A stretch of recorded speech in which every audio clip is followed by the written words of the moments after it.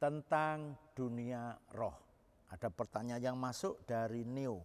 Pastor mau tanya, apakah kondisi tempat tinggal mempengaruhi perekonomian? Ya, banyak faktor yang menyebabkan perekonomian seseorang mungkin terpuruk ya, tapi juga ada yang meningkat dan lain sebagainya. Ya, banyak faktor yang bisa menentukan dari pribadi orang itu, kehidupan orang yang ulet, kehidupan orang yang malas. Ya, ini faktor-faktor ini bisa menentukan ya perekonomian seseorang bisa meningkat atau tidak. Ya, tetapi kemudian orang itu punya anggapan, tempat tinggalku, ya tempat usahaku ini hoki, ini memberkati, begitu membuat beruntung. Padahal yang menyebabkan beruntung atau tidak itu orang-orang yang menggeluti ya atau menjalankan usaha itu atau yang mendiami tempat itu. Tetapi juga memang ada faktor-faktor lain yang mempengaruhi, ya tentu saja karena tema kita tentang dunia roh, ternyata juga ada faktor-faktor yang tidak kasat mata yang mempengaruhi perekonomian seseorang ini buruk atau membaik. Ya, tentu membaik karena hubungan dengan Tuhan, dengan Sang Pencipta yang erat. Ya, jadi tingkat hubungan ini menyebabkan seseorang diberkati atau tidak. Itu pasti karena Tuhan tidak merancangkan sesuatu yang buruk. Tetapi juga ada kuasa-kuasa yang lain ya yang kemudian disebut atau orang memperkatakan dengan kutuk.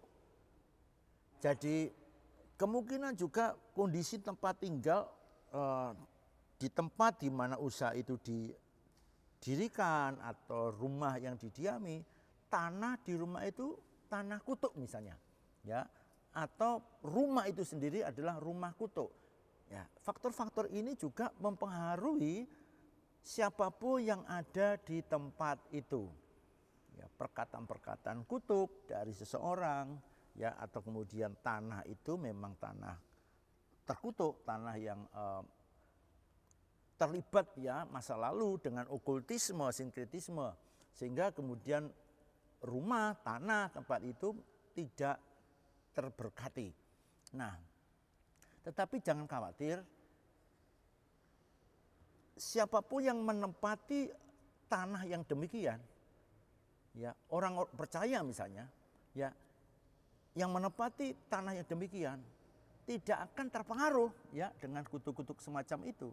Ya, tetapi tentu orang yang menjauh dengan Tuhan gampang sekali terpengaruh.